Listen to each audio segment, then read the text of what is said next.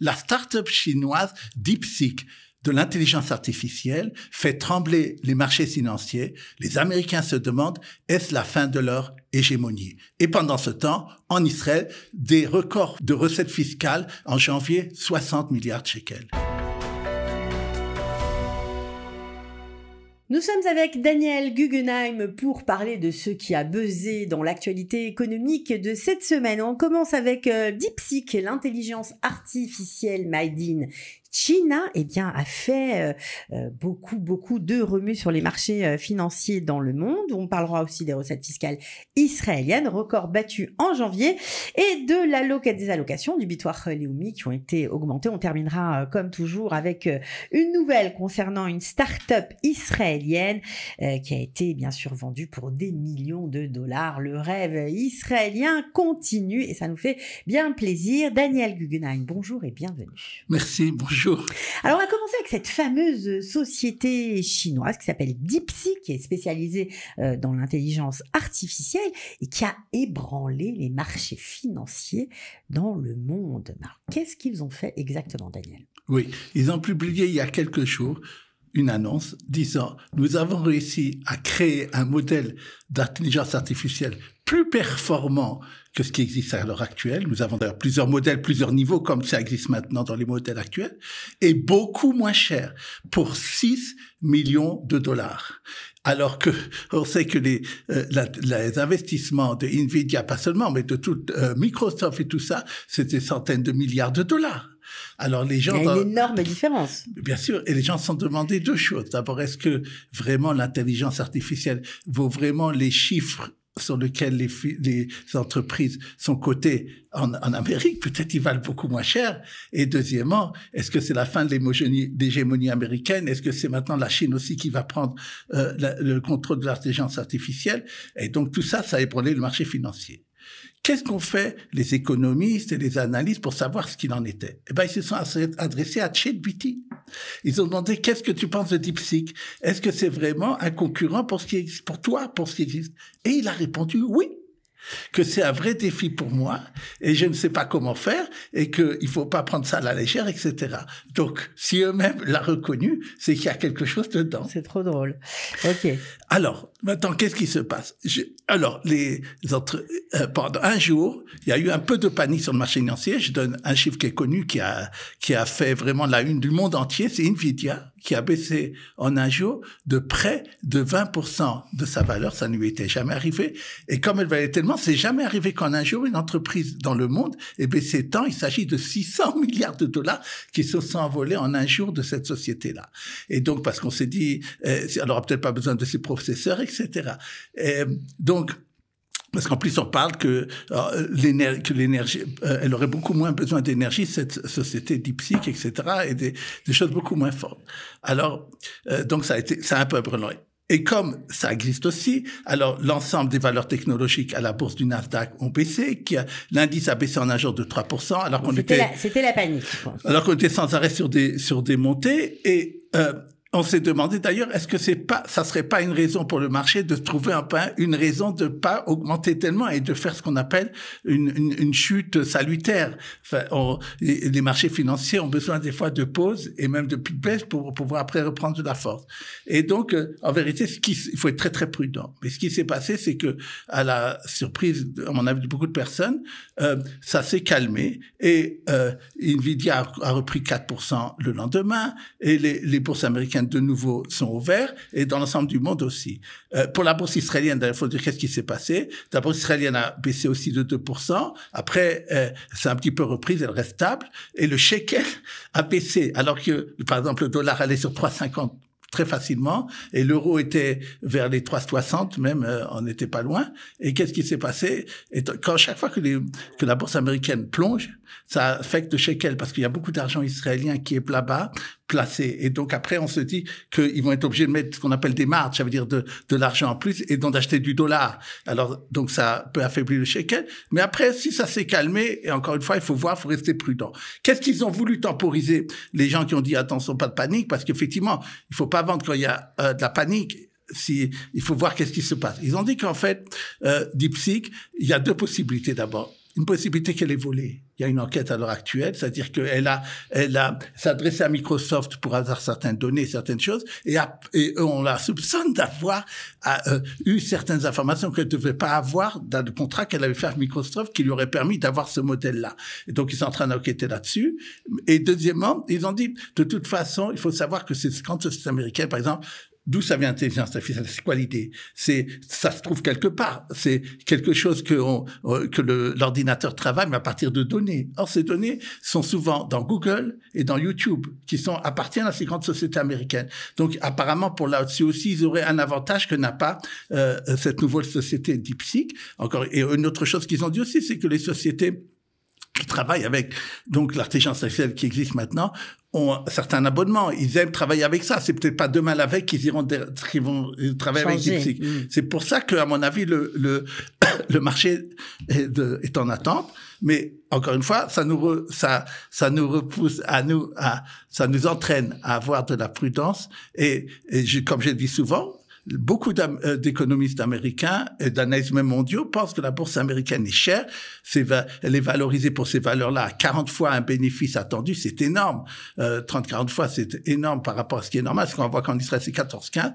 Et moi, je préfère toujours investir dans des sociétés locales. J'en parle souvent ici d'ailleurs, qui sont aussi performantes que les autres. Et la bourse israélienne n'a pas à pâlir ces derniers temps, comme on l'a montré ici. Bon, alors je pense que là, vous les avez tous rassurés et c'est tant mieux. On continue avec les recettes fiscales, des recettes fiscales israéliennes, bien évidemment, qui ont atteint un record incroyable au mois de janvier. Alors, que s'est-il passé? Là aussi, on paye plus nos impôts, c'est ça? On a gagné plus d'argent?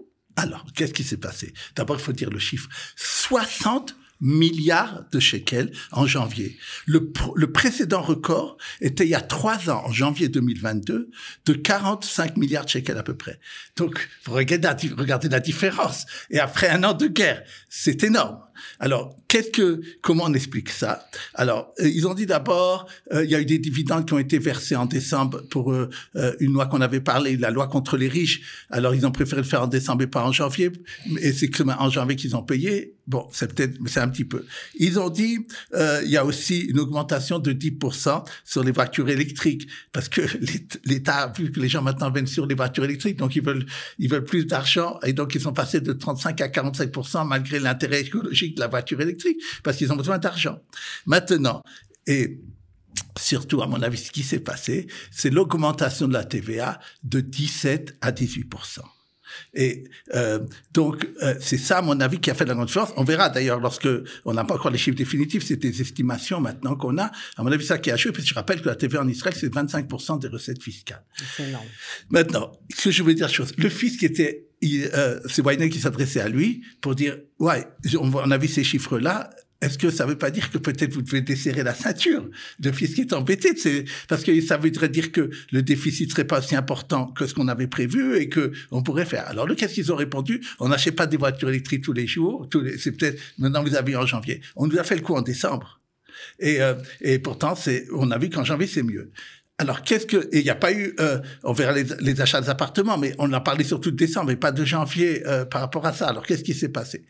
Je reviens sur ce que j'ai dit. Lorsque j'avais parlé de cette mesure d'augmentation de la TVA, j'ai dit que les économistes dans le monde entier parlent d'un impôt qui est indolore, puisqu'on ne le sent pas vraiment, on le sent quand on achète, mais on ne le sait pas. Et qui est facilement d'ailleurs perceptible par les impôts. Il y a des fraudes, mais c'est moins que dans d'autres choses. Il faut savoir que les impôts, si cet argent-là qu'on a eu maintenant, on l'aurait dû l'avoir sur les impôts, sur les salaires, ou bien sur les coûts du travail, sur les cotisations, ça aurait été énorme. Et un impôt qui est directement sur les gens, ça veut dire sur le travail, c'est quelque chose qui pénalise. Et les gens n'ont pas envie d'aller travailler, de faire un deuxième travail ou même travail, parce qu'ils vont dire, de toute façon, tout va à l'État. On est en Israël, malheureusement, facilement à plus de 50% avec, je parle des paiements obligatoires LOMI, très rapidement, même 60%, donc c'est très très important. Et donc, c'est des sommes considérables. De faire augmenter la TVA, c'est quelque chose de plus facilement acceptable. Oui, Maintenant, les gens me répondent, oui, mais attention, il y a de la... c'est injustice, parce que tout le monde paye la même chose. C'est vrai que, à part les fruits et légumes, l'ensemble des choses sont à la TVA. D'abord, c'est vrai, je l'ai déjà dit, Israël, par facilité, a fait un taux unique, alors qu'il aurait très mieux faire de plusieurs taux. Mais ce que moi je dis, c'est que la redistribution fiscale devrait être plus juste. C'est-à-dire, si on fait la TVA, mais qu'est-ce qui se passe qu'on redonne plus d'argent pour les pauvres, de ce qu'on sait, on a la liste de gens qui sont pauvres. De cette façon-là, alors on pourrait justement faire... C'est pas le cas. C'est pas du tout le cas. Non, on va pas. Non, c'est malheureusement pas le cas. Mais je veux dire que je ne sais pas à quel niveau ça va lorsque les chiffres vont, à mon avis, continuer d'ailleurs, parce que c'est pour un an qu'on a TVA. Ils vont, à mon avis, on pourra. Je suis enregistré. On verra qu'il y a une augmentation considérable des recettes fiscales. J'espère que ça fera quelque chose au gouvernement de se dire, mais peut-être c'est oui un bon moyen de laisser ce taux-là, mais de faire la justice sociale autrement et par exemple de baisser, comme j'ai dit, les coûts sur les salaires ou sur les gens, sur les impôts directs. Bon, on n'est pas certain que le gouvernement vous entendra, Daniel, pour plus de justice sociale, mais franchement, on l'appelle de nos voeux parce que ce serait vraiment un juste retour des choses, c'est le cas de le dire. Alors, par contre, de toute façon, on va pas vous déprimer toute la matinée. Si vous percevez une allocation du Bitoire Yomi, vous avez dû vous en rendre compte, ça a augmenté et ça, c'est plutôt pas mal. Oui, alors je voudrais, comme je fais d'habitude du consommérisme, ça veut dire regardez bien vos chiffres. Vous devez avoir reçu cette semaine les allocations comme d'habitude et vérifier bien que ça a augmenté. Alors il faut faire attention. Là, comme on est en période de guerre, le gouvernement avait décidé de faire 2 augmentations différentes. D'abord pour ce qui est de tout ce qui est handicap. Alors, à ce moment-là, il a été décidé de faire selon, comme c'était d'habitude, le salaire moyen. Et donc, ça fait un peu plus de 6%. Tous ces gens-là, tous vos allocations, donc de ce qui est handicap, tout ce que vous pensez... Ça suit l'augmentation du salaire moyen. Du salaire moyen, et ça a été relevé de 6%. Donc, vérifiez bien, 6,2%, vérifiez bien par rapport au mois d'avant que vous avez bien eu cette augmentation.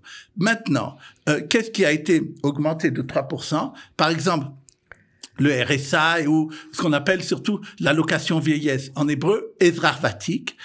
Ça a été augmenté uniquement de 3,2% selon l'inflation. Et comme j'avais parlé la semaine dernière, le salaire a été double de l'inflation, donc ça c'est beaucoup moins important. Le gouvernement le savait, c'est pour ça qu'ils ont fait ça. Maintenant, en ce qui concerne les allocations familiales, pour les enfants, et ça, pour l'instant, ça n'a pas bougé.